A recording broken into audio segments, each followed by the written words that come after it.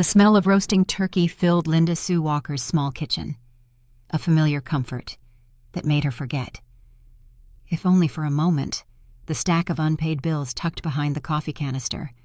At 62, her hands moved with practiced efficiency as she stirred the gravy, the same hands that had been scrubbing office floors for 15 years to make ends meet. She glanced at the clock, 4:30 p.m. Michael would arrive soon with Ashley, and Linda Sue wanted everything perfect. It had been 4 months since she'd seen her son in person. Though she understood, building a tech empire from nothing didn't leave much time for social calls, even with your mother. The doorbell rang, and Linda Sue's heart quickened with anticipation.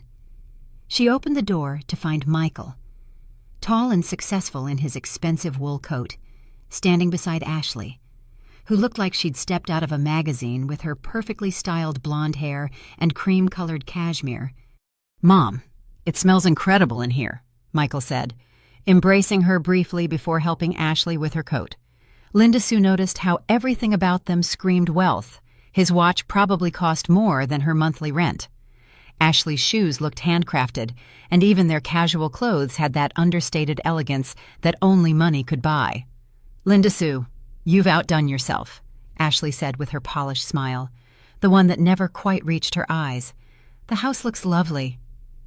They settled into the small dining room, where Linda Sue had set her best china, the set her late husband had given her 20 years ago.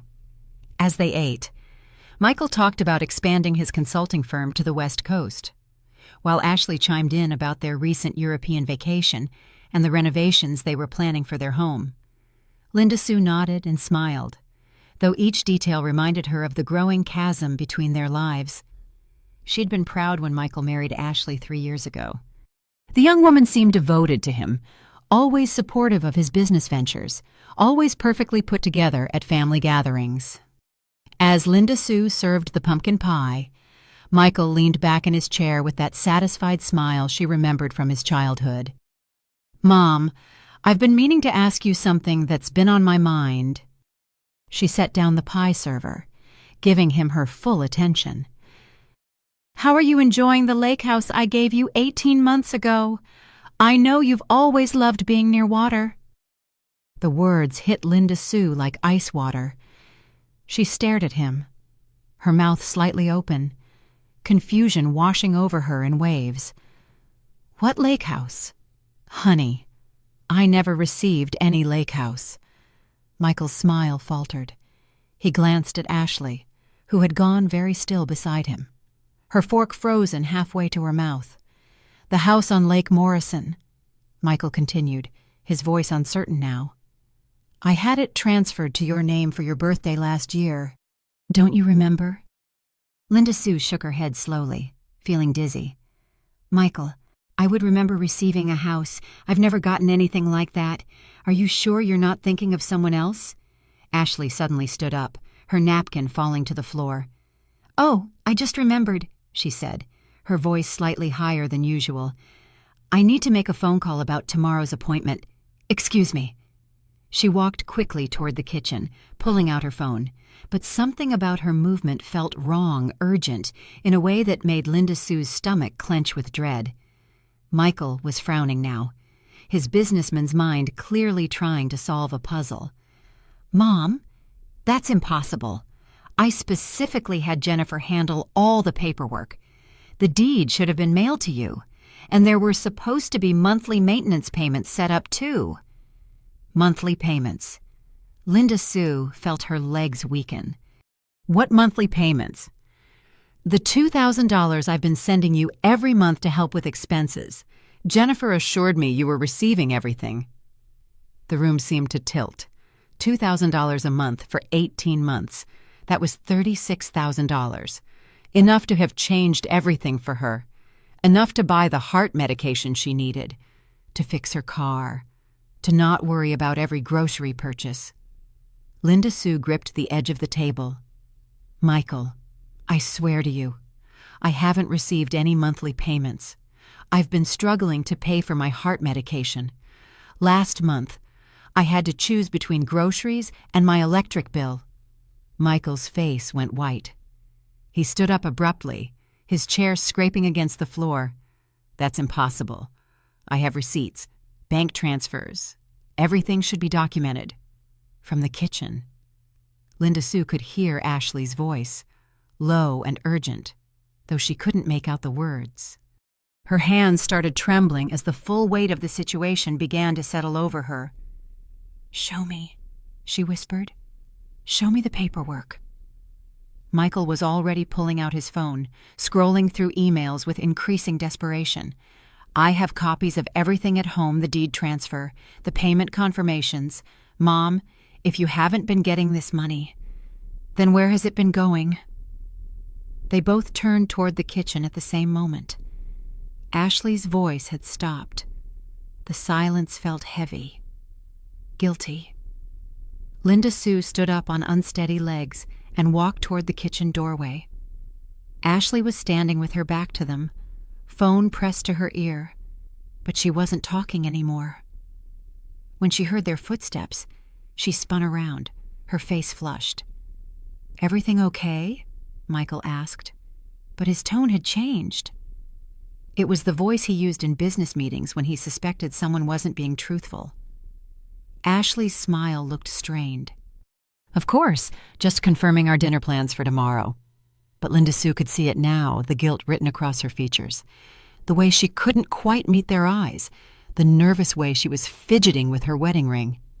"Ashley," Michael said slowly, "do you know anything about the lake house paperwork you helped coordinate with Jennifer on several things around that time?" The silence that followed felt endless. Ashley's mouth opened and closed, but no words came out. In that moment, looking at her face, Linda Sue knew somehow, some way, Ashley had taken what was meant for her.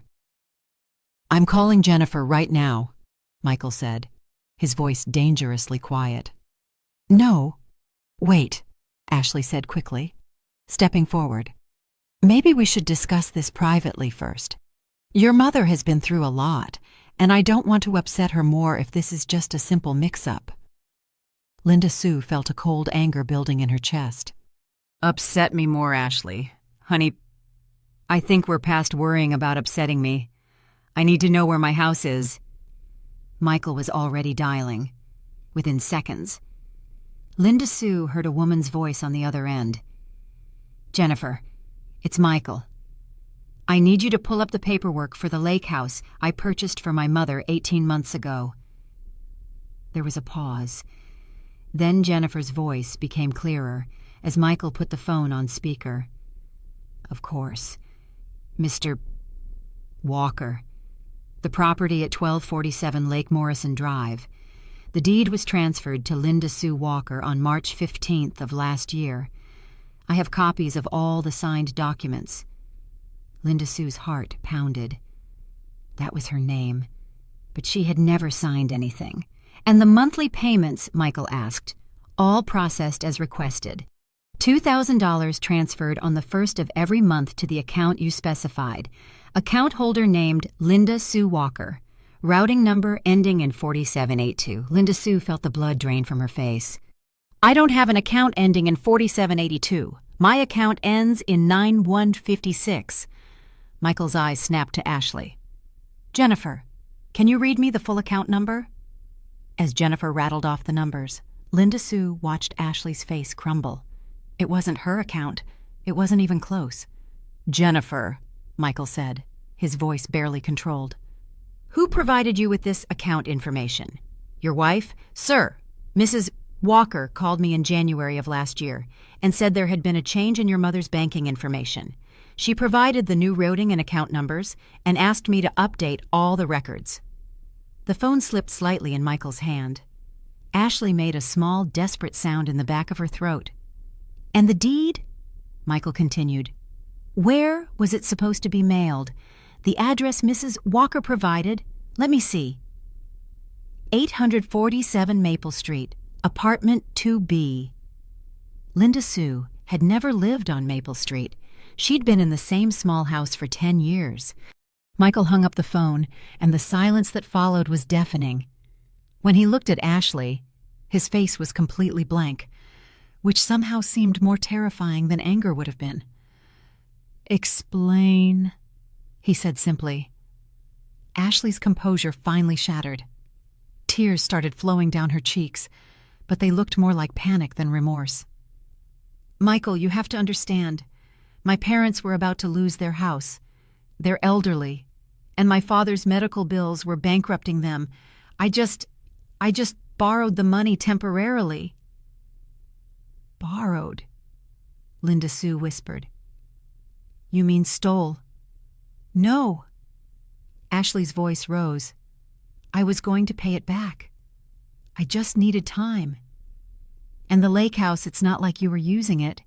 My family needed a place to stay while they got back on their feet." This was the moment of revelation that would shatter everything they thought they knew about their family. The next morning, Linda Sue sat in the marble lobby of First National Bank, her hands shaking as she presented her driver's license and Social Security card to the representative. "Ma'am," the bank representative said, looking confused as she scrolled through the records. "You've never actually been in this branch before, have you?" "No," Linda Sue said firmly. "I've never been here in my life." The woman showed them the signature card from when the account was opened. The same fake version of Linda Sue's name, signed by someone who wasn't her. "This is identity theft," the representative said, her voice concerned. "You need to file a police report immediately." But they weren't done yet. Michael had brought copies of all his financial records related to Linda Sue's care, and as they sat in the bank's customer service area, a more complete picture began to emerge. The monthly payments were just the beginning. Michael had also been sending additional money for Linda Sue's medical expenses, money she'd never seen. $500 when he thought she needed new glasses. $800 for what he believed was dental work. $1,000 last Christmas as a bonus. Every single payment had gone to the fake account. "How much?" Linda Sue asked, though she was afraid to hear the answer. Michael's fingers moved across his phone's calculator. His face went pale. $52,000. Over 18 months. She stole $52,000 from you. This was the revelation that the theft was far more extensive than they had initially discovered. Linda Sue felt dizzy. $52,000 was more money than she'd ever had in her life. It was enough to have changed everything, to have given her security and comfort instead of the constant stress of living paycheck to paycheck. They drove to 847 Maple Street next. It was a rundown apartment complex on the other side of town, the kind of place with flickering neon signs and broken concrete steps. Apartment 2B was empty, with a "for rent" sign in the window. She probably rented it just long enough to establish the fake address, Michael said, his jaw tight with anger. But Linda Sue was thinking about something else. "Michael, how did she get my personal information? My social security number, my date of birth, all the details she'd need to open that account?" He was quiet for a moment. "From our house. I keep copies of important family documents in my home office. She would have had access to everything." The betrayal cut deeper with each new revelation. Ashley hadn't just seen an opportunity and taken it. She'd planned this carefully, systematically stealing Linda Sue's identity and money while living in Michael's house. Eating at his table, pretending to love him. Mr. Patterson's law office felt different on this gray Monday morning. The mahogany conference table that had once seemed impressive now looked like a battleground, covered with documents that would either vindicate Linda Sue or destroy what remained of her faith in human nature. "Mrs. Walker, Mr. Walker," the lawyer began, his usually confident demeanor subdued. "What we've uncovered in the past 72 hours goes far beyond simple theft. This appears to have been a premeditated, long-term fraud operation targeting your family specifically." Linda Sue felt her chest tighten. "What do you mean, specifically, Mr.?" Patterson opened a thick manila folder, revealing printed emails, bank statements, and what appeared to be surveillance photos. "My investigator, Mrs. Rodriguez." has been working around the clock. Show them what you found. Carmen, Mrs. Rodriguez, a sharp-eyed woman in her 50s, pulled out a timeline she had constructed. Mrs. Walker, I need you to think back. When did Michael first mention Ashley to you? About 3.5 years ago, Linda Sue said slowly. He said he'd met someone at a business conference in Denver. The Rocky Mountain Tech Summit, Mrs. Rodriguez confirmed, consulting her notes. Here's what we discovered. Ashley Coleman did attend that conference, but not as a legitimate participant. She purchased a day pass for $200 unusual, since full conference registration was $1,500. Michael frowned. How did you find that out? Conference organizers keep detailed records for security purposes. Ashley's payment came from a prepaid credit card, which is already suspicious. But more importantly, she attended only one day, the day you were the keynote speaker. The implications hit Linda Sue like a physical blow was unfolding before her eyes. She came there specifically to meet Michael. It appears so, but that's not the most disturbing part. Mrs. Rodriguez pulled out a series of printed screenshots. These are from various social media platforms and public databases. Someone using different names but the same photo had been researching your family for months before that conference. The photos showed Ashley, or whoever she really was, but with different hair colors and styles. In one, she was blonde and called herself Amanda Peterson. In another, she was brunette and went by Ashley Martinez. She wasn't just researching Michael's business success. Mrs. Rodriguez continued. She had accessed public records about your home, Mrs. Walker, property tax information, your husband's obituary, even old newspaper clippings about Michael's early business achievements. Linda Sue felt nauseated. She knew about Robert's death. She knew everything, how much your house was worth when you became a widow, Michael's approximate net worth based on his company's public contracts. This woman, whoever she really is, studied your family like a predator studies prey. Michael stood up abruptly, pacing to the window. So our entire relationship was a lie from the beginning. I'm afraid so, Mr. Patterson said gently. But there's more. The lake house you purchased for your mother, it exists, and it's beautiful. But Ashley has been operating an illegal rental business using it. He spread out more documents, rental agreements, fake business licenses, bank statements showing income from property management. She created a shell company called Coleman Property Management and has been renting your mother's house to unsuspecting families for the past 14 months. She's collected approximately $36,000 in fraudulent rental income. The numbers kept climbing. $52,000 in stolen payments, $36,000 in illegal rental income. Linda Sue was beginning to understand that Ashley's crimes were far more sophisticated than simple opportunistic theft. The rental company lists Robert Coleman, Ashley's supposed father, as the property manager. Mrs. Rodriguez added, when families call with maintenance issues or questions, they speak directly with him. He's been actively participating in this fraud. Linda Sue's head was spinning. So her whole family is involved. That's what we need to determine. I've been trying to reach Robert Coleman for an interview, but he's been evasive. However, I did manage to speak with one of the rental tenants. Mrs. Rodriguez played an audio recording on her laptop. A man's voice filled the room, frustrated and confused. We've been renting through Coleman Property Management for 8 months, the voice said. Ashley seemed so professional when we met her. She knew everything about the house, had all the proper paperwork.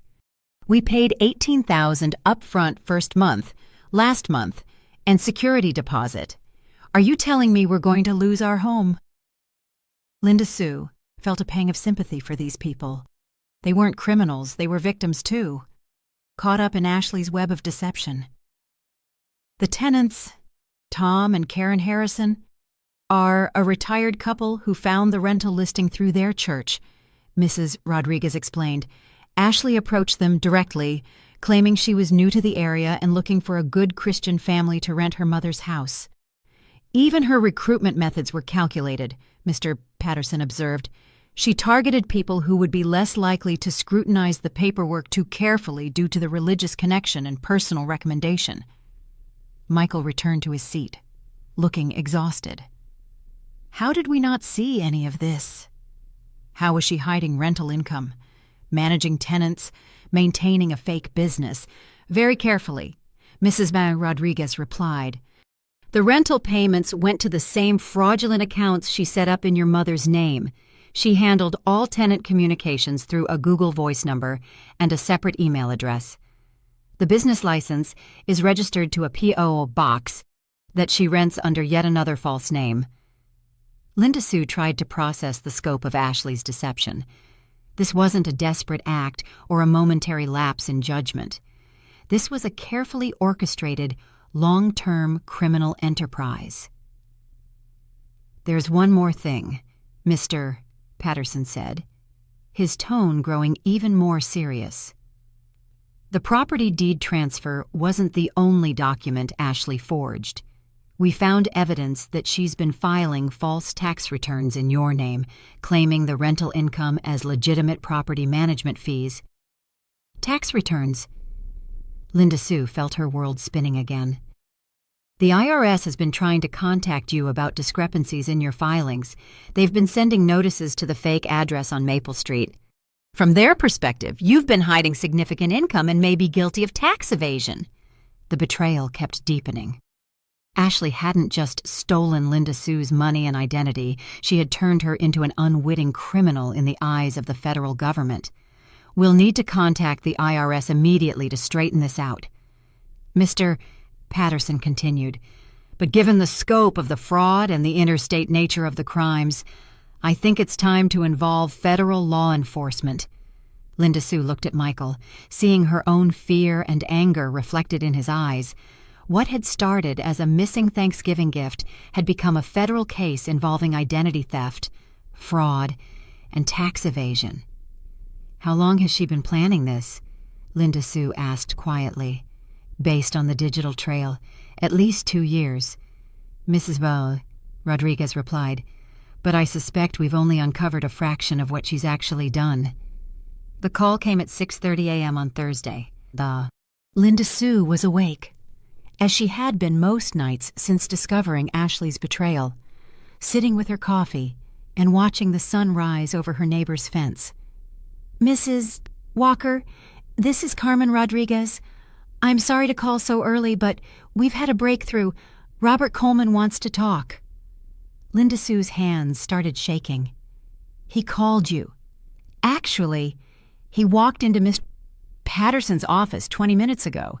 He looks terrible, like he hasn't slept in days. He says he can't live with what they've done anymore, and he wants to confess everything before the FBI gets involved. An hour later, Linda Sue sat in Mr. Patterson's conference room across from a man who looked like he'd aged 10 years in the past week. Robert Coleman was in his mid-60s, with gray hair and weathered hands that trembled as he spoke. I know why you're all here, Robert began, his voice barely above a whisper. Ashley told us someone might figure it out eventually. I've been waiting for this day, dreading it, but also hoping for it. Was about to unfold as Robert's confession revealed the true scope of the conspiracy. Mrs. Walton Walker, I want you to know that I never wanted to hurt you specifically. I don't even know you. But Ashley, she made it sound like we were helping everyone involved. Linda Sue leaned forward. Helping how? Robert's eyes filled with tears. She told us that Michael was emotionally abusive, that he was keeping you isolated and financially dependent to maintain control over you. She said he gave her permission to handle your affairs because you were getting forgetful. The lie was so audacious that Linda Sue gasped. Forgetful? I've never been sharper in my life. I know that now, Robert said miserably. But Ashley is very convincing. She showed us bank statements, the property deed, copies of emails where Michael supposedly discussed your declining mental state. She said the money transfers were actually Michael's idea, but he wanted to hide them from you to protect your pride. Michael's face had gone white with anger. She told you I was abusive. She said you were too busy with your business to properly care for your mother, but you felt guilty about it. According to Ashley, the lake house and monthly payments were your way of ensuring your mother was taken care of without having to deal with her directly. Emerged as Robert continued his confession, but that wasn't enough for Ashley. She needed me to help with the practical details. She had me practice your signature, Mrs. Walker, until I could forge it perfectly. She said it was just a formality, that Michael knew all about it, but didn't want to hurt your feelings by making you feel like a charity case. Linda Sue felt sick. You forged my signature on the bank account paperwork, the rental agreements, even some of the tax documents. Ashley would bring me papers and tell me exactly where to sign your name. She said you had given verbal permission but were too proud to sign the documents yourself. Mrs. Rodriguez leaned forward. Robert, did Patricia know about the forgery? Robert's face crumpled. That's the thing, Patricia doesn't know everything. She thinks Ashley really is handling legitimate property management for a grateful son. Ashley told her just enough to get her cooperation without revealing the full scope of what we were doing. So Patricia isn't a willing participant, Mr. Patterson asked. Not entirely. She knows we're taking a management fee from the rental income, but she thinks it's all legal and above board. Ashley convinced her that Michael specifically requested we handle everything to spare his mother the stress of being a landlord. The confession continued for over an hour, with Robert revealing detail after detail of Ashley's manipulation. She had created an elaborate story about Michael's character and motivations, painting him as a neglectful but guilty son who wanted to help his mother without having to be directly involved. She's incredibly smart, Robert admitted. Every lie was designed to make us feel good about what we were doing. We weren't stealing, we were helping a confused elderly woman and her busy son manage their affairs more efficiently. But you knew the bank accounts were fraudulent, Michael pointed out. Robert nodded shamefully. Ashley said the accounts were set up that way for tax purposes, something about gift tax limits and estate planning. She used a lot of financial terms I didn't understand, but she made it sound completely legitimate. What about the rental business? Linda Sue asked. Ashley handled all of that. She told us that Michael wanted to generate income from the property to help offset your living expenses, but he didn't want you to worry about the responsibilities of being a landlord. She said the rental income would eventually go to you once the estate planning issues were resolved. Mrs. Rodriguez pulled out her laptop. Robert, I'm going to play you some recorded conversations with the rental tenants. I want you to tell me if you recognize your own voice. As the recordings played, Robert's face grew more and more ashamed.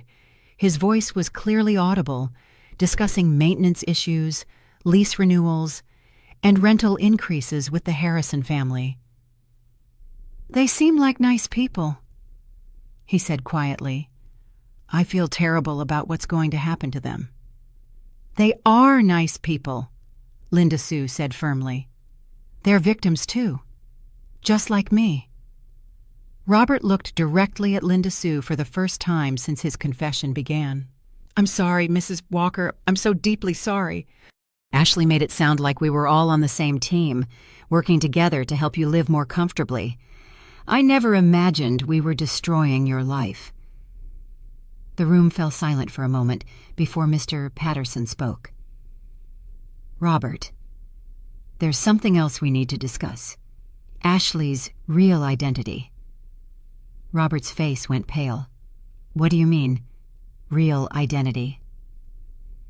We've been investigating her background, and we have reason to believe that Ashley Coleman isn't her real name. What can you tell us about her past? Robert's hands started shaking more violently. I haven't seen Ashley since she was 16. She left home after a fight with her mother, and we lost contact for over 15 years. When she showed up 18 months ago, she seemed so different, so mature and successful. We were thrilled to have our daughter back in our lives. 15 years. Mrs. Vey Rodriguez made a note. So you can't verify her activities during that time? No. She said she'd been living in different cities, working in property management and real estate.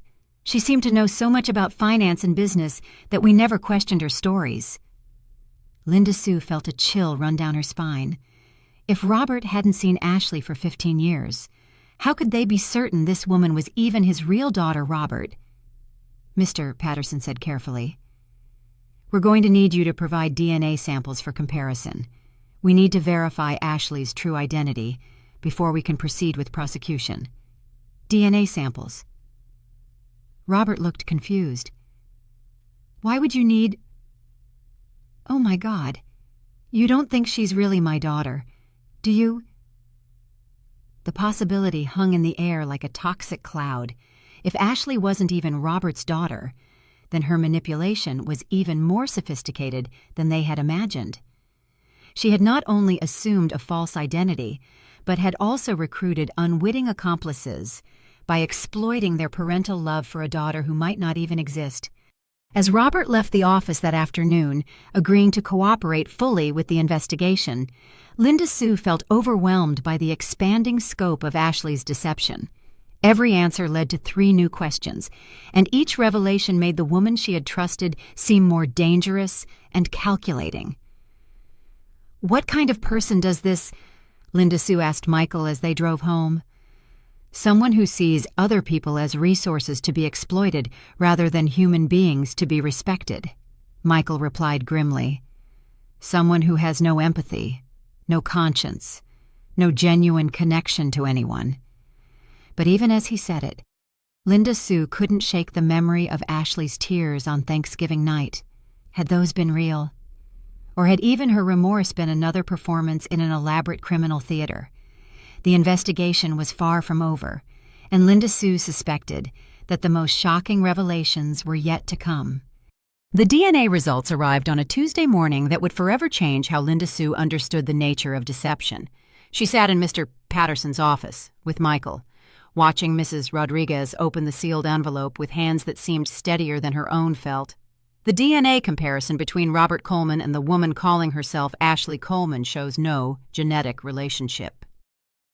"Mrs. Bruce," Rodriguez read aloud, "0 probability of paternal connection." The silence that followed was deafening.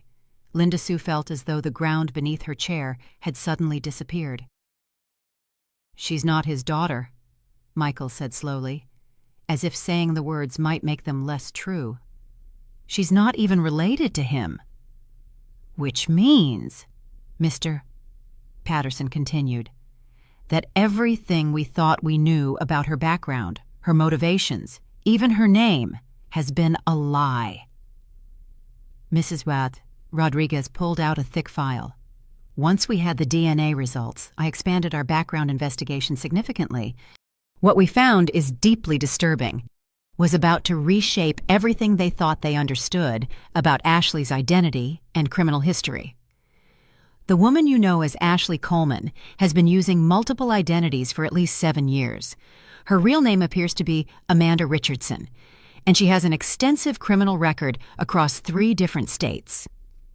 Mrs. Rodriguez turned her laptop around so Linda Sue and Michael could see a police booking photo from 2 years ago. It was definitely Ashley, but her hair was dark brown instead of blonde, and something in her expression looked harder, more calculating. Amanda Richardson, age 32, not 30, as she told you. Michael. She has convictions for fraud, identity theft, and forgery in Kansas, Florida, and Ohio. The longest previous relationship we can document lasted 14 months, during which she systematically drained her victims' business accounts before disappearing. Linda Sue felt nauseated. 32. She told us she was 30. Amanda lies about everything, including her age, background, and family history. The Coleman identity appears to be her most sophisticated persona yet, involving not just identity theft, but also the recruitment of unwitting accomplices. Michael leaned forward in his chair. "How did she get Robert and Patricia to cooperate if they're not her real parents?" "That's where it gets truly disturbing," Mrs. Rodriguez replied. Based on our investigation and Robert's expanded testimony, Amanda approached the Colemans 18 months ago, claiming to be their long-lost daughter Ashley, who had run away 15 years earlier. She pulled out copies of old missing person reports. The real Ashley Coleman did run away at age 16 and was never found. Amanda somehow learned about this case and used it to exploit grieving parents who had never stopped hoping their daughter would come home. Linda Sue put her hand over her mouth. She convinced them she was their missing child. She had done extensive research on the real Ashley's childhood, probably through social media posts from family friends and old school records. She knew enough details about Ashley's early life to convince Robert and Patricia that she was really their daughter, just changed by 15 years of difficult experiences. The cruelty of Amanda's deception was breathtaking.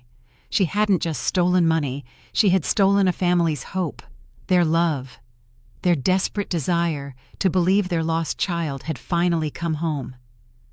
"What happened to the real Ashley?" Michael asked quietly.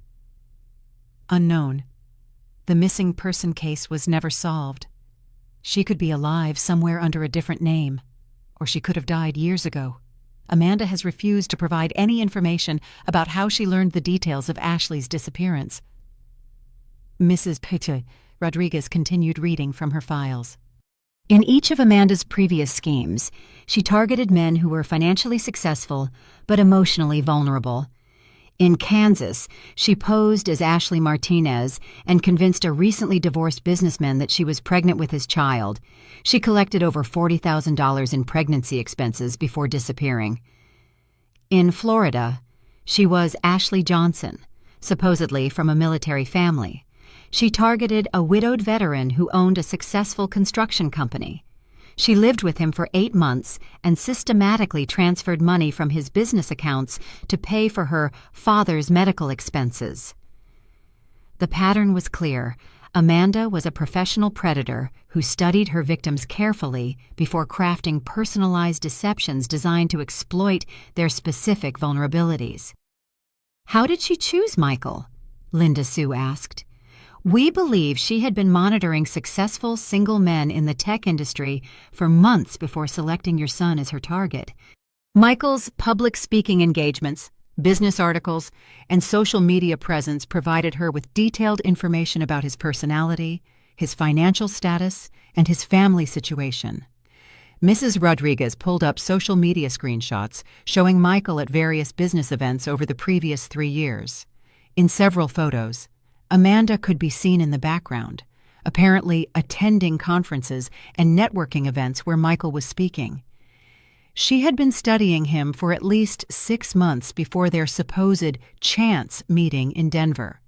She knew he was recently widowed, that his mother was living alone on a limited income, and that he felt guilty about not spending more time with family. Michael stood up abruptly, pacing to the window. "Every conversation we ever had about my mother, every concern I expressed about her welfare, she was gathering intelligence to use against us." Exactly. Amanda's skill isn't just in lying, it's in listening, learning, and crafting personalized deceptions that feel emotionally authentic to her targets. Linda Sue thought about all the family dinners where Amanda had seemed so interested in her life, asking thoughtful questions about her work, her health, her financial concerns. She had interpreted this as evidence that Amanda cared about her. But now she understood it had been research for a criminal enterprise. The lake house scheme was particularly sophisticated because it allowed Amanda to steal from you while making Michael feel generous and caring. Mrs. Rodriguez explained. She convinced him that he was being a good son while simultaneously ensuring that every dollar he intended for your benefit would end up in her control. "And the poisoning attempts?" Linda Sue asked, her voice barely audible. Mrs. Rodriguez's expression darkened. Based on Robert's expanded testimony, Amanda had been adding small amounts of your own heart medication to food she prepared for family gatherings. She was trying to create the impression that your health was declining more rapidly than it actually was. The room seemed to spin around Linda Sue. She was trying to kill me. Not immediately. She was trying to accelerate what she saw as an inevitable process. Amanda told Robert that elderly people often declined quickly after the death of a spouse, and she was simply helping nature take its course. Michael's face had gone completely white. She was planning for you to die, so she could access whatever inheritance she thought I might leave you. It appears so. Amanda's long-term plan seems to have been to eventually convince you that your mother needed to be placed in a care facility, at which point she could have gained access to any remaining assets through fraudulent power of attorney documents. Linda Sue felt overwhelmed by the scope of Amanda's evil. This wasn't just theft or fraud, it was a systematic plan to erase her existence entirely. "There's one more thing," Mrs. Rodriguez said gently. "Amanda Richardson is not working alone. Based on patterns we've identified in her previous schemes, she appears to be part of a larger network of individuals who specialize in romance and family fraud." The investigation had revealed not just one sophisticated criminal, but possibly an entire organization dedicated to destroying families like theirs. As they left Mr. Patterson's office that afternoon, Linda Sue felt as though she was walking through a world that had suddenly become far more dangerous than she had ever imagined. Amanda wasn't just a greedy daughter-in-law, she was a professional predator whose crimes extended far beyond their family. But knowing the truth, however terrifying, was better than living with comfortable lies. Now they could fight back with full knowledge of what they were facing. The FBI field office in downtown felt like stepping into a different world, all glass and steel, and serious people with badges and guns. Linda Sue had never imagined she would be sitting across from federal agents. But Amanda Richardson's crimes had escalated far beyond local jurisdiction. Special Agent Maria Santos was younger than Linda Sue had expected, with sharp eyes and an intensity that made her feel immediately confident in the FBI's capabilities. Beside her sat Agent David Chen, a financial crime specialist who had been tracking fraud networks across the Southwest. "Mrs. Walker, Mr. Walker," Agent Santos began. "What you've uncovered here is part of a federal investigation we've been conducting for over 2 years. Amanda Richardson, the woman you knew as Ashley, is part of an organized criminal network that operates across state lines." Guillaume was about to reveal the true scope of Amanda's criminal organization.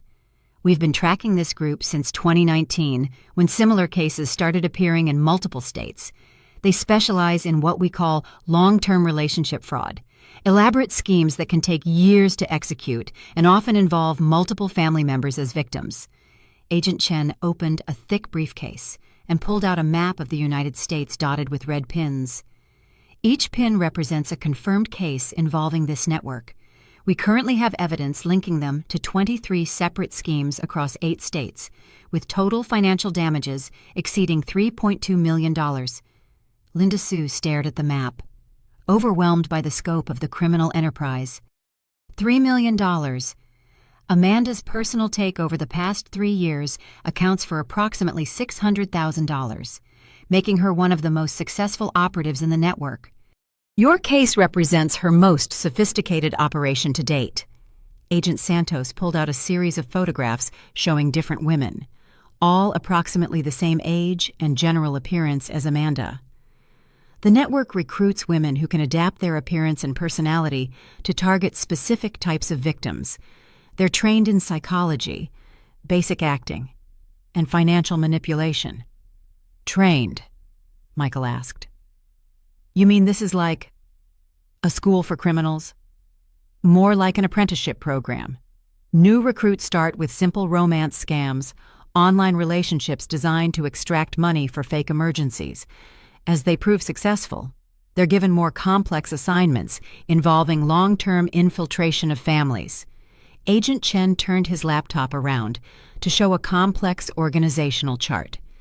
"The network is run by a woman we know as Patricia Coleman, though that's not her real name either. She's been operating various fraud schemes for over 8 years. and Linda Sue's head was spinning. So the woman we thought was Amanda's mother is actually running this criminal organization. Patricia Coleman is actually Patricia Hernandez, a former real estate agent who lost her license after being convicted of fraud in 2015. She started small, running rental scams and mortgage fraud, but expanded into relationship fraud when she realized how much money could be extracted from emotionally vulnerable targets. Came with Agent Santos's next revelation. Patricia recruits her operatives from women in desperate situations, often those with criminal records, substance abuse problems, or histories of trauma. She promises them financial security and trains them to exploit the psychological vulnerabilities of successful but lonely people. Agent Santos pulled out a file with Amanda's photo attached. Amanda Richardson was recruited 3 years ago after being arrested for check fraud in Nevada. Instead of serving jail time, she was given probation and somehow came into contact with Patricia's organization. The network provides their operatives with false identities, background stories, and detailed psychological profiles of potential targets. Amanda spent 6 months studying your family before ever approaching Michael. The agents showed them printouts of social media posts, business articles, and even public records that had been compiled into a comprehensive dossier about their family. They knew about your wife's death, your business success, your mother's financial situation, even your personality traits based on interviews you'd given to business publications. Agent Chen explained. Amanda's approach was specifically tailored to appeal to your desire to be a good son while dealing with grief and business pressures. Linda Sue felt violated in a way she couldn't adequately express. They studied us like lab rats. That's not an inaccurate comparison, Agent Santos said sympathetically. These criminals are sophisticated predators who use psychological manipulation as precisely as a surgeon uses a scalpel. Michael was staring at the organizational chart. How many other victims are there right now? How many other families are being destroyed while we sit here talking? Based on our current investigation, we believe there are at least 6 active operations in progress. Agent Chen replied, "That's why your cooperation is so crucial. The evidence you've provided, combined with Robert Coleman's testimony, gives us our first real opportunity to take down the entire network." Agent Santos leaned forward. "We need you to know that prosecuting this case will require your participation in a federal trial that could last several months. Amanda and Patricia will have expensive lawyers who will try to discredit your testimony and minimize their client's culpability." "What does that mean for us?" Linda Sue asked. "It means they'll argue that you should have been more suspicious, that the warning signs were obvious, that you were somehow complicit in the fraud because you benefited from the deception." Linda Sue felt a flash of anger. "Benefited? I was living on crackers and peanut butter while she was stealing my money. We know that, and the evidence supports your version of events completely. But defense attorneys will try to confuse the jury by suggesting that family financial arrangements are complicated and that misunderstandings can happen innocently." Agent Chen pulled out another file. "However, we have something that makes this case particularly strong. Amanda made a critical mistake that she didn't make in her previous schemes." "What mistake?" Michael asked. "She stayed too long and got too greedy. In her previous operations, Amanda would extract a large sum quickly and disappear. But with your family, she got comfortable. She created permanent records, established ongoing business relationships, and left a paper trail that definitively proves criminal intent." The agent spent the next hour explaining the legal process ahead. Amanda would be charged with federal crimes, including wire fraud, mail fraud, identity theft, and conspiracy. Patricia would face additional charges for running a criminal enterprise. "What about Robert and the other people she fooled?" Linda Sue asked. "Robert Coleman will likely face charges for his participation, but his cooperation and the evidence that he was manipulated will probably result in a lighter sentence. The rental tenants and other innocent parties are considered victims, not criminals." As the meeting concluded, Agent Santos handed Linda Sue her business card. "Mrs. Walker, I want you to know that your decision to pursue this case may save dozens of other families from being victimized. Amanda Richardson is a dangerous predator, and her network has destroyed countless lives." Walking out of the federal building, Linda Sue felt both empowered and terrified. They were no longer just victims seeking justice, they were witnesses in a federal case against an organized criminal enterprise. "Are you ready for this?" Michael asked as they reached their car. Linda Sue looked back at the imposing federal building, thinking about all the families represented by red pins on Agent Santos's map. "I don't think I have a choice. If we don't stop her, she'll just do this to someone else." The fight for justice was just beginning, but for the first time since Thanksgiving dinner, Linda Sue felt like they had powerful allies in their corner. The drive to Lake Morrison felt surreal, like traveling to a destination that existed in an alternate universe where Linda Sue was a different person living a different life. Michael gripped the steering wheel tightly as they wound through the tree-lined roads leading to the house that was legally hers but had never felt real. "Are you sure you want to do this?" Michael asked for the third time as they approached the final turn. "I need to see it," Linda Sue replied, though her hands were shaking in her lap. "I need to see what she did with my life." Agent Santos had arranged for this visit as part of the investigation, but she had warned them that it would be emotionally difficult. The current tenants, Tom and Karen Harrison, had been informed that they were victims of fraud, but they were still living in the house while the legal complexities were sorted out. As they pulled into the circular driveway, Linda Sue gasped despite herself. The lake house was even more beautiful than the photos had suggested. It was a sprawling ranch-style home with large windows overlooking the water, surrounded by mature oak trees and meticulously maintained gardens. "This is what I wanted for you, Mom," Michael said softly. "This peaceful place where you could watch the sunrise over the water instead of worrying about bills and medications." But the peaceful setting was about to become the scene of the investigation's most dramatic confrontation. Through the large front windows, Linda Sue could see people moving around inside strangers who had been living her stolen life, using furniture bought with her money, enjoying views that should have been hers.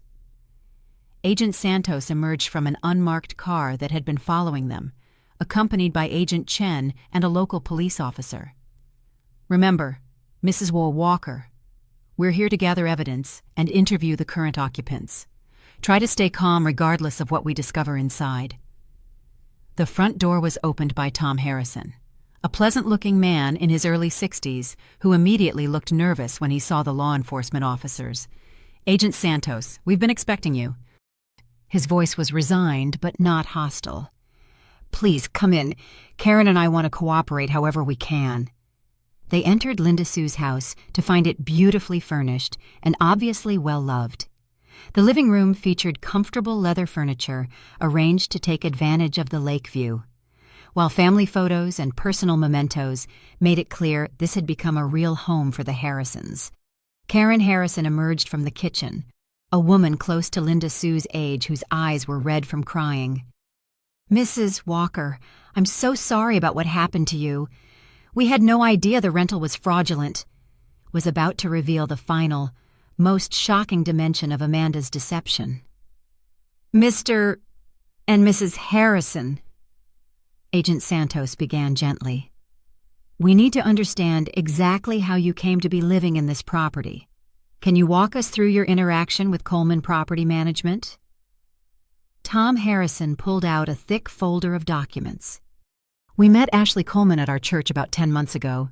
She seemed like such a lovely young woman, very professional and knowledgeable about real estate." He handed the folder to Agent Santos.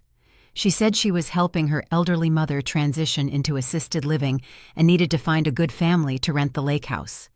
She specifically said she wanted Christians who would take care of the property and respect its history." Linda Sue felt sick. Amanda had used religion as a tool to identify trusting victims, just as she had used everything else. She knew so much about the house, Karen added. The history of the property, details about the previous owners, even which rooms got the best morning light. We never suspected she wasn't the legitimate owner. Agent Chen was examining the rental documents. These look very professional. Did you verify any of this information independently? We tried, Tom admitted. But Ashley provided references from previous tenants, a business license number, even a website for Coleman Property Management. Everything checked out when we looked it up online. Agent Santos and Linda Sue exchanged glances. Amanda's deception had been so sophisticated that even careful, intelligent people had been completely fooled. There's something else, Karen said hesitantly. About 3 months ago, Ashley approached us with a proposition. She said her mother had decided to sell the house and offered to let us purchase it directly for a substantial discount. Linda Sue's blood went cold. Purchase it. Tom nodded. She offered to sell it to us for $150,000, which was well below market value. She said her mother just wanted to see it go to people who would love it as much as she had. Arrived with Agent Santos's next question. Did you make any payments toward this purchase? $25,000, Karen whispered. Our entire retirement savings. We were supposed to close on the sale next month. The room fell silent as everyone absorbed the implications. Amanda hadn't just been stealing from Linda Sue and renting her house fraudulently. She had been in the process of selling the property to unsuspecting victims for cash.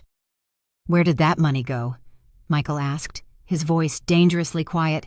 Agent Chen was already on his phone, presumably checking bank records. After a brief conversation, he hung up and addressed the group. The $25,000 was deposited into one of the fraudulent accounts and immediately transferred to an offshore banking system. It appears Amanda was preparing to disappear with the Harrisons' retirement money and leave them owning a property they could never legally possess. Linda Sue looked at Karen Harrison, seeing her own financial devastation reflected in another woman's face. She was going to take your life savings and leave you with nothing. We would have lost our retirement and still been guilty of unknowingly purchasing stolen property, Tom realized. She was going to destroy our lives just like she destroyed yours. Agent Santos was examining more documents from the Harrisons' folder. Tom, Karen, did Ashley ever mention having other properties or rental clients?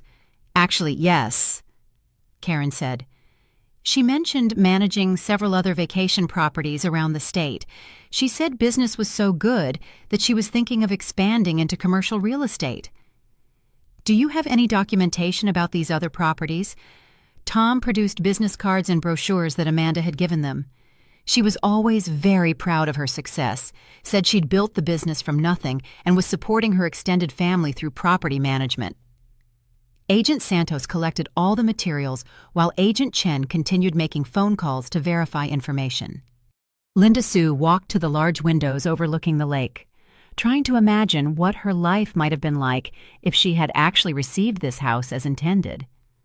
The view was breathtaking, peaceful water, stretching to wooded hills on the far shore, with a wooden dock extending into the lake where a small boat bobbed gently in the current. This should have been her morning view, her place of peace and security. Instead, Amanda had turned her stolen sanctuary into the headquarters of an ongoing criminal enterprise, using Linda Sue's own property as a base for defrauding other innocent families. Mrs. Walker? Agent Santos called her back to the group. We've confirmed that Coleman Property Management was managing at least 4 other fraudulent rental properties across the state. The Harrisons weren't Amanda's only victims. They were part of a much larger operation. As they prepared to leave the lake house, Linda Sue took one last look around the home that was legally hers, but had been stolen from her so completely. The beautiful furniture, the carefully chosen artwork, even the landscaping outside all of it had been purchased with money intended for her care and comfort. But more than the financial theft, Amanda had stolen Linda Sue's chance to create her own memories in this place. Instead of peaceful mornings and quiet evenings by the lake, the house would forever be associated with betrayal and criminal conspiracy. "We'll get it back for you, Mom," Michael said as they walked to their car. "All of it." Linda Sue nodded, but she knew that some things could never truly be recovered. The time, the peace of mind, the simple trust she had once had in human nature, those were gone forever. As they drove away from the lake house, Linda Sue realized that the hardest part of recovery wouldn't be reclaiming her property or her money. It would be learning to believe again that people could be genuinely good, that kindness didn't always hide ulterior motives, that family could be trusted to be what it appeared to be. But she was determined to try, because the alternative, living in permanent suspicion and fear, would be the final victory for Amanda Richardson and everyone like her. The call came at 5:47 a.m. on a Wednesday morning in February. Linda Sue was already awake, as she had been most mornings since discovering Amanda's betrayal, sitting with her coffee and trying to process the magnitude of what had been stolen from her life. "Mrs. Walker, this is Agent Santos. We're executing arrest warrants this morning. I wanted you to know before you saw it on the news." Linda Sue's hands started shaking. "You're arresting her today. Amanda Richardson, Patricia Hernandez, and 3 other members of the network. We have teams in 4 different states making simultaneous arrests to prevent anyone from fleeing or destroying evidence." The coordinated federal operation had been months in planning. Agent Santos explained that they had been monitoring Amanda's communications and financial transactions while building cases against the entire criminal network. "Michael is on his way to pick you up," Agent Santos continued. "If you're willing, we'd like you to be present when Amanda is processed. She's been asking to speak with you." 2 hours later, Linda Sue sat in a stark federal holding facility, watching through one-way glass as Amanda Richardson, she refused to think of her as Ashley, anymore sat alone in an interview room. Gone was the polished, confident woman who had smiled across countless dinner tables. This person looked smaller, older, defeated. "She knows it's over," Agent Chen explained. "Her lawyers have already indicated she's willing to plead guilty in exchange for a reduced sentence, but she's insisting on speaking with you first." Linda Sue studied Amanda's face through the glass, looking for some sign of the woman who had pretended to love her family while systematically destroying their lives. What could she possibly have to say to me? "That's up to you to decide. You don't owe her anything, Mrs. Walker. But sometimes victims find closure in confronting their attackers directly." Michael squeezed Linda Sue's hand. "We don't have to do this. Mom, we can walk away right now." But Linda Sue found herself curious about Amanda's motivations, about the psychology of someone who could maintain such an elaborate deception for so long. "I want to hear what she has to say." The interview room felt smaller once Linda Sue was inside it, sitting across a metal table from the woman who had tried to erase her existence. Amanda looked up with eyes that seemed genuinely remorseful. Though Linda Sue no longer trusted her ability to distinguish Amanda's authentic emotions from her performed ones. "Thank you for coming," Amanda said quietly. "I know you don't owe me anything, but I needed to apologize in person." Linda Sue waited silently, determined not to make this easier for Amanda. "I want you to know that the remorse you're seeing is real," Amanda continued. "I've spent the past 3 months in custody thinking about what I did, and I understand now how wrong it was." "Do you?" Linda Sue asked. "Do you really understand what you took from me?" Amanda's eyes filled with tears. "I took your security, your peace of mind, your trust in people. I took 18 months of your life that you'll never get back. I poisoned you and tried to convince your son that you were losing your mental faculties." The admission of the poisoning attempts hit Linda Sue like a physical blow, even though she had known about them intellectually. "Why?" Linda Sue asked. "Why did you choose our family?" Amanda was quiet for a long moment. "Because you seemed like good people who loved each other," That made you perfect targets for someone like me. That doesn't make sense. It does when you understand how this works, Amanda said, her voice becoming more clinical. Criminals like me don't target bad people or broken families. We target loving families because love makes people vulnerable. Your love for Michael made you trust his choice in a wife. Michael's love for you made him want to provide for your security. That love was what I exploited. Linda Sue felt a chill at Amanda's matter-of-fact explanation of her predatory psychology. The network taught us to look for successful people dealing with grief or major life transitions. Amanda continued. Michael was perfect because he was wealthy, recently widowed, and carrying guilt about not spending enough time with his aging mother. You studied us like specimens. Yes, for months before I ever approached Michael, I knew his business schedule, his personality traits, his family history, his financial situation. I knew about your late husband's death, your work as a janitor, your struggle with medical expenses. Amanda paused, seeming to gather courage for her next admission. I also knew that Michael loved you deeply, but felt overwhelmed by the responsibility of caring for an aging parent while building his business.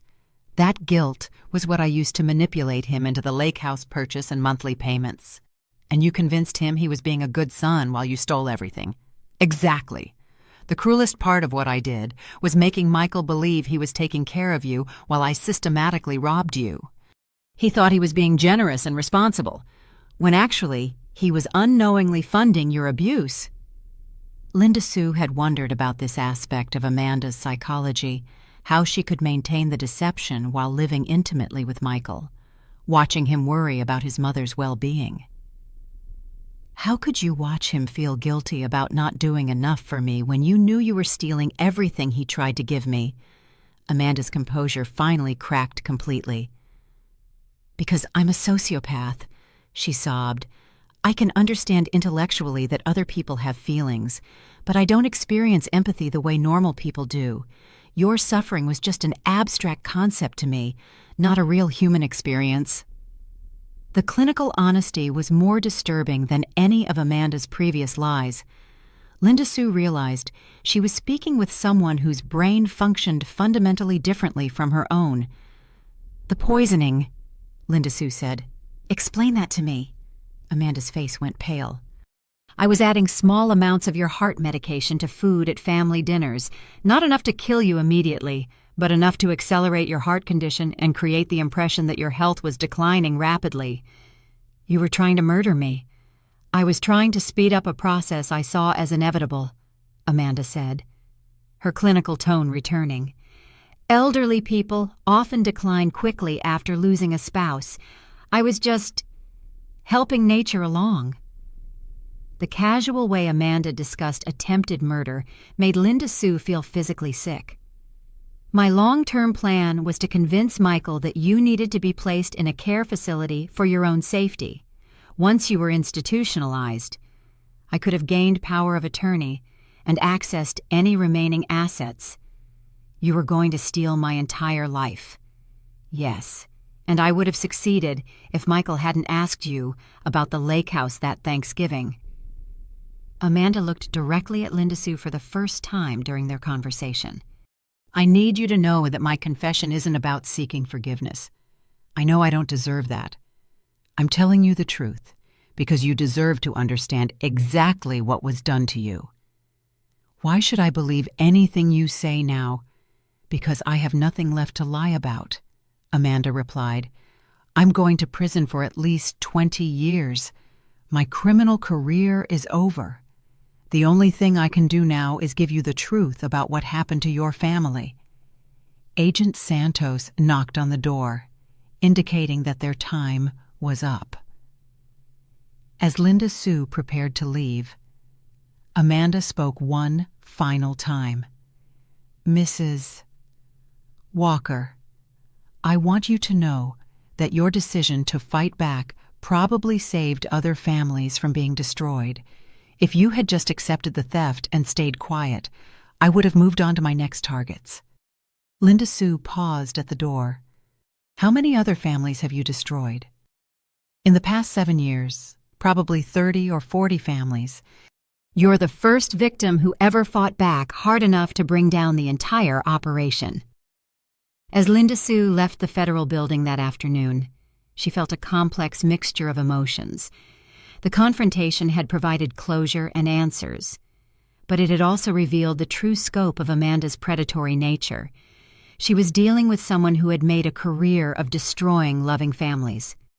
Someone who saw trust and affection as weaknesses to be exploited rather than bonds to be respected. But Linda Sue also felt a sense of pride. Her refusal to accept Amanda's theft quietly had led to the dismantling of an entire criminal network. Her courage in pursuing justice had protected countless future victims from experiencing the devastation that had been inflicted on her family. The legal proceedings would continue for months, but the most important victory had already been achieved.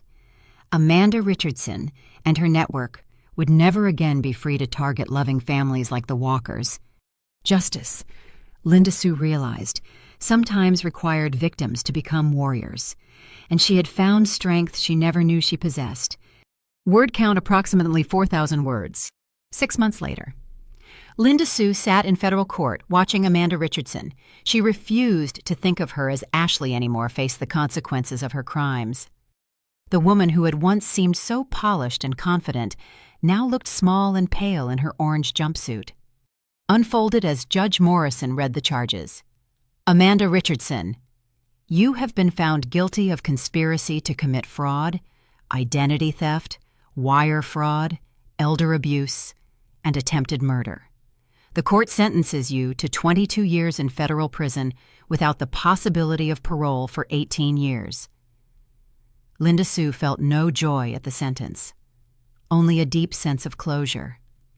Amanda had shown no remorse throughout the trial, continuing to claim that she had been trying to help everyone involved.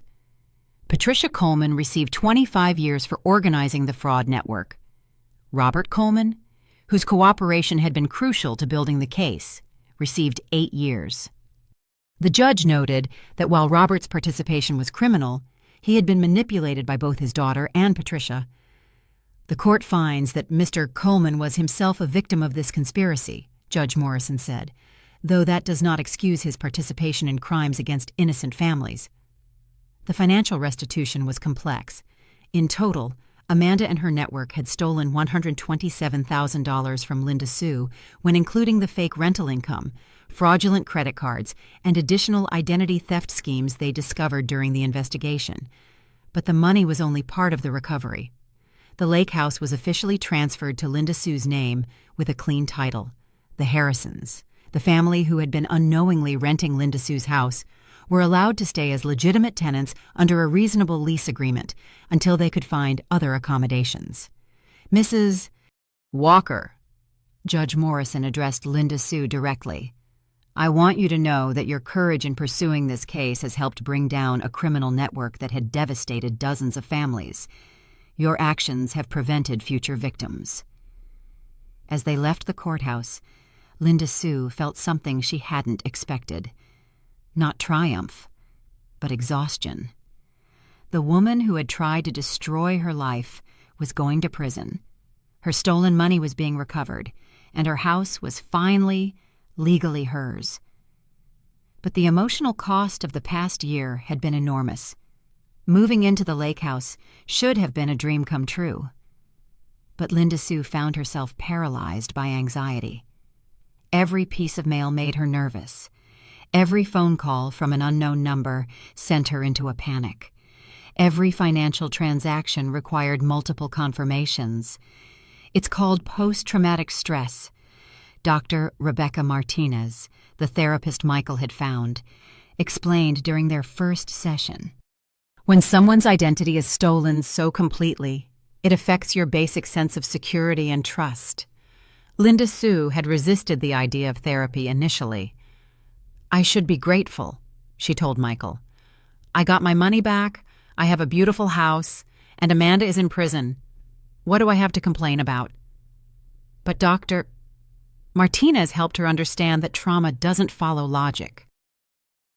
You've learned that someone you trusted was systematically trying to destroy your life and possibly kill you. Your brain's alarm system is working overtime to protect you from future threats. The sessions were difficult. Linda Sue had to relive the months of deception, examine her own feelings of guilt and self-blame. She wondered if she should have been smarter, more suspicious, more protective of her personal information. Michael joined her for family therapy sessions, where he wrestled with his own guilt and anger. I brought her into our lives, and he said during one particularly difficult session, "I put you in danger because I was lonely and she was beautiful and seemed to care about my success." Amanda was a professional manipulator.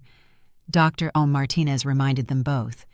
She spent years learning how to exploit people's emotions and vulnerabilities. You weren't stupid or careless. You were targeted by someone whose job it was to deceive you. The therapy helped, but recovery was slow. Linda Sue found herself checking her bank statements obsessively, calling the bank to verify her account information multiple times a week. She had the locks changed on the lake house 3 times in the first month. Sleep was difficult. Linda Sue would lie awake wondering if there were other Amandas out there, other professional predators who might target her again. She installed a security system, bought a shredder for any documents with personal information, and froze her credit reports. Gradually, with Dr. Martinez's help, Linda Sue began to create new routines that felt safe. She established a morning ritual of coffee on the screened porch, watching the sunrise over the lake. The view was peaceful, and the routine helped ground her in the present moment. Michael visited twice a week, a schedule they had worked out in therapy that allowed him to be supportive without being overprotective. He was learning to respect Linda Sue's need for independence while also being more present in her life than he had been before Amanda's deception. "I keep thinking about all the signs I missed," Michael said during one of their porch conversations. The way she always volunteered to handle financial communications with Jennifer, how she seemed to know so much about your life and needs without actually spending much time with you. Linda Sue had thought about this too. In retrospect, Amanda's performance had been almost flawless, but there had been small inconsistencies. The way she claimed to be concerned about Linda Sue's well-being while never actually visiting or calling independently. How she always seemed to have solutions for problems Linda Sue hadn't mentioned. "She was very good at her job," Linda Sue said, "and we loved each other enough to want to believe the best about someone who seemed to love us too." They were learning to forgive themselves for being trusting, for wanting to believe in family bonds and good intentions. Dr. O.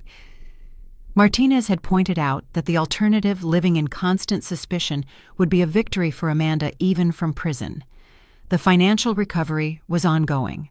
The government had seized assets from the fraud network, and Linda Sue was receiving regular restitution payments. Her $127,000 was being recovered gradually, with interest, and the rental income from the lake house provided additional security. But more importantly, Linda Sue was learning to enjoy the life Amanda had tried to steal from her. She started a small garden behind the lake house, growing vegetables and herbs.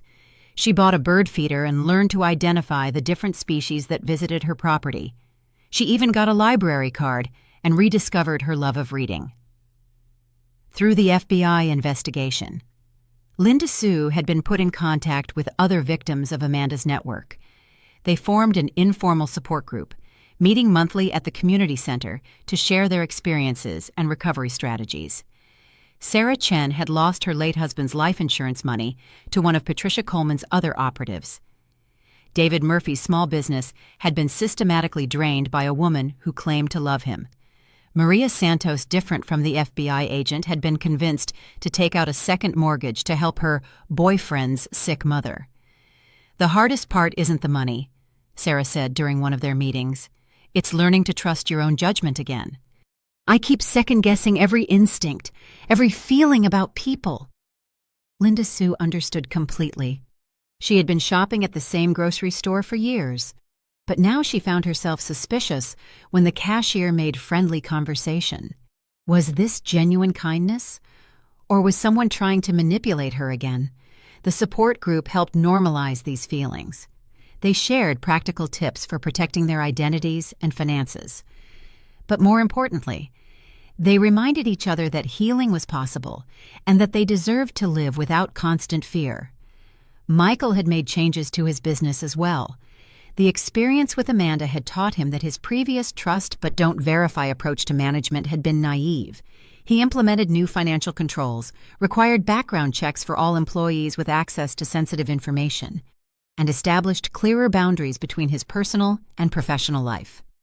Amanda taught me that predators often target successful people, specifically because they assume we're too busy or too trusting to pay attention to details. He told Linda Sue, "I won't make that mistake again." By spring, Linda Sue had established a routine that felt both safe and fulfilling.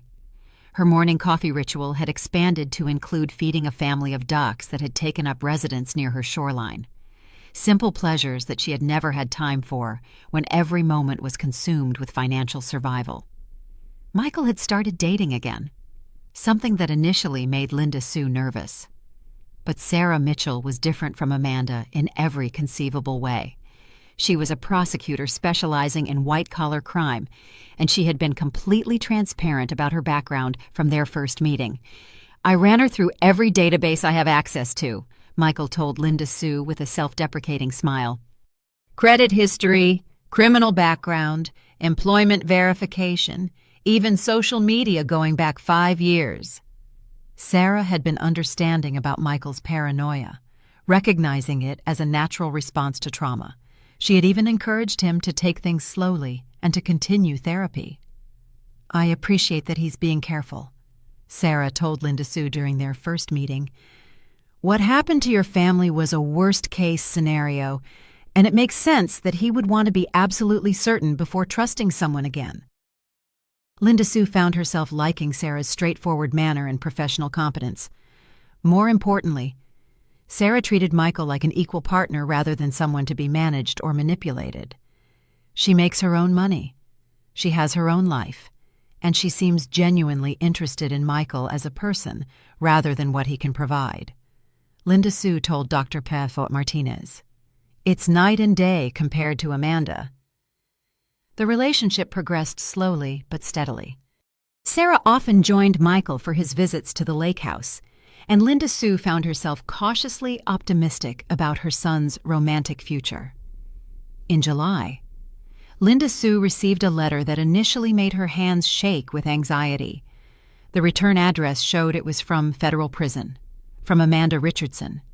She considered throwing it away without reading it, but curiosity and a desire for closure won out. The letter was handwritten in Amanda's careful script. "Dear Linda Sue, I know you probably don't want to hear from me, and I understand why. I've had a lot of time to think about what I did, and I want you to know that I understand how wrong I was. I grew up in poverty with parents who taught me that life was a zero-sum game, that for us to have anything, we had to take it from people who had more. I learned to see wealthy people as targets rather than human beings. When I met Michael, I told myself I was just leveling the playing field. He had so much, and my family had so little, but I know now that what I did wasn't redistribution. It was theft and betrayal. I'm not asking for forgiveness. I know I don't deserve it. I poisoned you, stole from you, and tried to destroy your relationship with your son. There's no excuse for that. I just wanted you to know that you didn't do anything wrong. You were kind to me, and I repaid that kindness with cruelty. The problem was never with you, it was with me. I hope you're finding peace in your new life. Amanda Richardson." Linda Sue read the letter twice, trying to decide how she felt about it. It seemed more genuine than anything Amanda had said during the trial. But Linda Sue had learned not to trust her own ability to judge Amanda's sincerity. She showed the letter to Dr. Martinez during their next session. "What's your gut reaction to reading this?" Dr. Martinez asked. "I want to believe she's genuinely sorry," Linda Sue said slowly. "But I also know she's spent years perfecting the art of telling people what they want to hear." "That's a very healthy response.